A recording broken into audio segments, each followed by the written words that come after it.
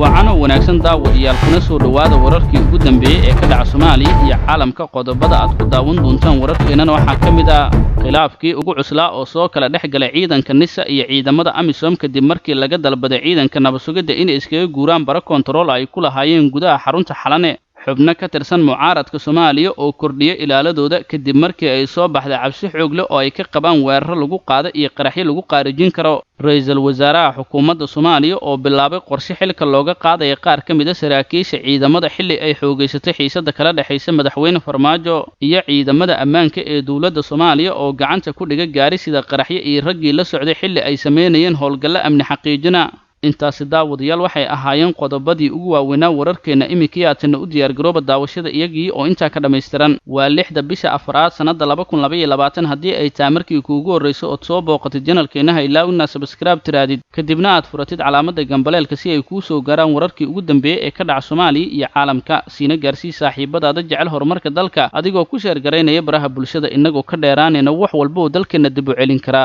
aynu ku bilownay khilaaf culus ayaa soo kala dhaxgalay ciidamada AMISOM iyo hay'adda nabadgelyada ee sirdoonka qaranka Soomaaliya warar lagu kalsoon yahay oo aanu helayna ayaa sheegay in hay'adda nabadgelyada ee sirdoonka qaranka Soomaaliya ee NISA iyo ciidanka nabad ilaalinta AMISOM ee jooga Soomaaliya uu soo kala dhaxgalay khilaaf aad u weyn khilaafkan ayaa la sheegay inuu salka ku haya amniga xayndaabka xarunta Xalane iyo aeroboorka Muqdisho khilaafkan ayaa waxa uu yahay mid ka bilowday kadib markii ciidamada AMISOM ay ku wargeliyeen ciidamo ka tirsan nabadgelyada oo laba bar kontarool ku dhexlaa xerada Xalane inay halkaas iskaga guuraan sabab lagu sheegay walaac la xiriira amniga oo ciidanka AMISOM xilligan soo food saaray wararka waxay inta ku darayaan in ciidanka NISA ay ku hor yimaadeen dalabka ka soo yeeray ciidanka AMISOM isla markaana taasi ay keentay ismariwaaga ilaa iyo haatan ka dhex taagan labada dhinac waxaana la ogeyn in dalabka AMISOM iyo walaacan amni uu yimid kadib weerarkii 23kii bishii hore ee Maarso laba xubnood oo ka tirsan al-shabaab ay ku qaadeen saldhig si adag loo ilaaliyo oo ciidamada AMISOM ku leeyihiin qaybo ka mid ah xarunta Xalane iyo meelo kale oo ka agdhow oo qayb ka ah aeroboorka Muqdisho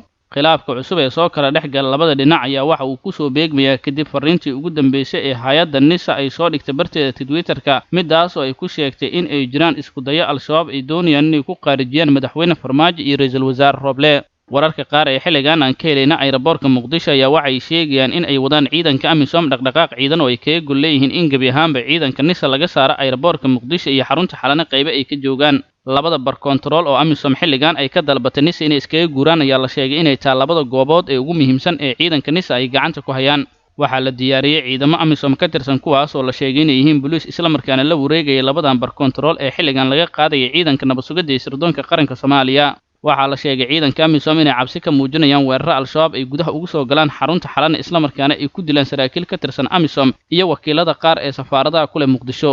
ra'iisul wasaare Roble ayaa qorsheynaya xilka qaadis lagu sameeyay qaar ka mid ah saraakiisha ciidanka sida ay noo xaqiijinayaan ila wareejyo aad ugu dhow ra'iisul wasaare Roble waxaa socda qorshayaal kala duwan kuwaas oo lagu bartilmaameedsanaya saraakiil ka tirsan ciidamada dawladda waxaa la sheegay saraakiisha xilligan xilka qaadista loo diyaariyay in ay kala yihiin taliyaha ciidanka booliska Soomaaliyeed taliyaha ciidamada booliska qaybta gobolka Banaadir taliyaha ciidamada asluubta iyo taliyaha ciidanka xoogga dalka sidoo kale waxaa soo raacaya taliyaha hay'adda nabadgelyada ee sirdoonka qaranka Soomaaliya oo xilligan mid ku meel gaar isla markaana uu magacaabay madaxweynaha kol hore saraakiisha xilligan la doonayay in xilka qaadista lagu sameeyo ayaa la sheegay in badaladoodii uu diyaariyay ra'iisul wasaare Roble waxaana markii hore si weyn u diidanaa wakiilada beesha caalamka xiriirro kala duwan oo wakiilada beesha caalamka iyo ra'iisul wasaare Roble ay wada sameeyeen ayaana la sheegay in ugu dambeyntii lagu ogolaaday in isbedel lagu sameeyo hoggaanka ciidamada kala duwan ee dawladda tallaabadan ayaa fursad waxay u noqonaysaa ra'iisul wasaare Roble iyo xubno kale oo mucaarada waxayna doonayaan xilligan in gabi ahaanba ciidamada isbedel lagu sameeyo oo saraakiil cusub la magacaabo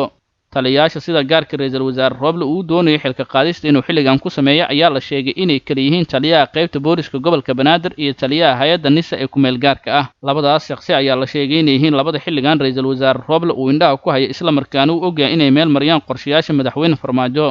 Roble waxa uu qorsheynayay in muddo xilka qaadistaan laakiin dhowr jeer ayuu isku dayay waxaana ka diiday wakiilada beesha caalamka iyadoo la sheegay in xilligaas dalka jahwareer badan uu galayo digniino amni oo waayihii ugu dambeeyay soo baxaya ayaana la sheegay inay fursad weyn siisay ra'iisul wasaare Roble maadaama amniga magaalada Muqdisho qalqal weyn uu ka taagnaa wakiilada beesha caalamka xilligan waxay garab istaag u muujinayaan ra'iisul wasaare Roble oo ku aadan xilka qaadista saraakiishaas maadaama markii hore iyaga ay diidanayeen lama oga sida madaxweyne Farmaajo uu ku aqbali doono in xilka laga qaado taliyaha ku meel gaarka ee hay'adda nabad sugidda iyo sirdoonka qaranka Soomaaliya kaas oo ah nin xilligan si weyn ugu dhow madaxweynaha. Gacan ku haynta hay'adda nabad sugidda iyo sirdoonka qaranka Soomaaliya ayaa si weyn waayihii dambe waxa ugu loolamay madaxweyne Farmaajo iyo ra'iisul wasaare Roble, waxaana ra'iisul wasaaraha markii uu xilka ka qaaday taliyihii hore uu isku dayay inuu magacaabo taliye isaga saaxiib dhow la ah inkastoo arrintaas loo diiday. qaar ka mid ah midowga musharaxiinta mucaaradka ayaa kordhiyay ilaaladooda kadib markii ay soo baxeen digniino amni oo aad u weyn. sida aan ku helayno warar hoose oo soo baxaya, qaar ka mid ah midowga musharaxiinta mucaaradka ayaa waxay kordhiyeen ilaaladooda kadib markii digniino amni oo isxigxiga ay soo baxeen toddobaadkan. waxaa la xaqiijiyay xubno badan oo ku jira midowga musharaxiinta mucaaradka isla markaana ah kuwa saameyn badan in xilligan ay soo badiyeen ilaaladooda kuwaas oo ka yimid gobollada qaar ee dalka.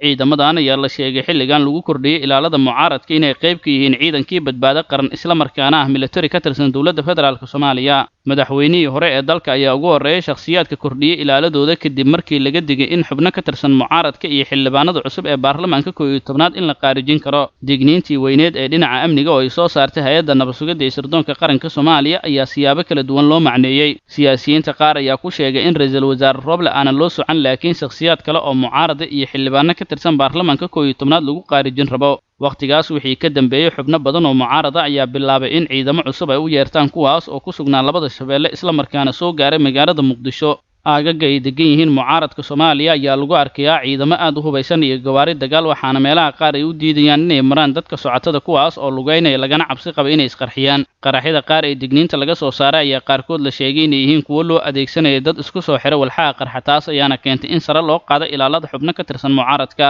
ciidamada xoogga dalka Soomaaliyeed oo kaashanaya kuwa Galmudug ayaa howlgalla ay ka sameeyeen gobolka Galgaduud waxay ku soo qabteen gaari laga soo buuxiyay walxaha qarxa iyo raggii waday. gaariga la qabtay oo nuuciisu uu yahay Probox ayaa sidoo kaleeta siday jaakada qaraxya iyo miinooyin, wuxuuna ku sii jeedaa dhanka magaalada Gurceel sida ay shaaciyeen saraakiisha ciidamada hogaaminaysa howlgalkaas ku qabtay. sidoo kaleeta saraakiisha ayaa waxay xuseen in la qabtay 2 nin oo la socday gaarigaas kuwaas oo loo gudbiyay saldhigga booliska degmada Gurceel ee gobolka Galgaduud. waxay saraakiishu intaa ku dareen in ujeedka al-shabaab uu ahaa in qaraxaas ay ku dhibaateeyeen dad shacab ah isla markaana ay ka hortageen kadib xogo ay heleen sida ay hadalka u dhigeen. saraakiisha ciidamada dowladda Soomaaliya ee ku sugan gobolka Galgaduud ayaa waayihii ugu dambeeyay waxay wadeen howlgallo ballaaran oo ay ku xaqiijinayaan amniga deegaano badan oo dhaca gobollada Mudug iyo Galgaduud. ciidamada iskaashanaya ee militariga Soomaaliya iyo kuwa daraawiishta Galmudug ayaa waayihii ugu dambeeyay waxay ahaayeen kuwo xoojinaya howlgallada amniga lagu xaqiijinayo ee laga sameeyay deegaanada maamulka Galmudug. waxaa jira howlgallo badan oo ay sameeyeen ciidanka xoogga oo kaashanaya kuwa daraawiishta Galmudug isla markaana ay ka dhawaajiyeen in lagu soo qabtay rag hubaysan oo ay sheegeen qaarkood inay ka mid ahaayeen al-shabaab. saraakiisha ciidanka militariga Soomaaliya ee ka howlgalay deegaanada maamulka Galmudug ayaa hore waxay wacd ugu mareen inay xoojin doonaan howlgallada lagula dagaalamaya al-shabaab isla markaana deegaano badan ay gaari doonaan.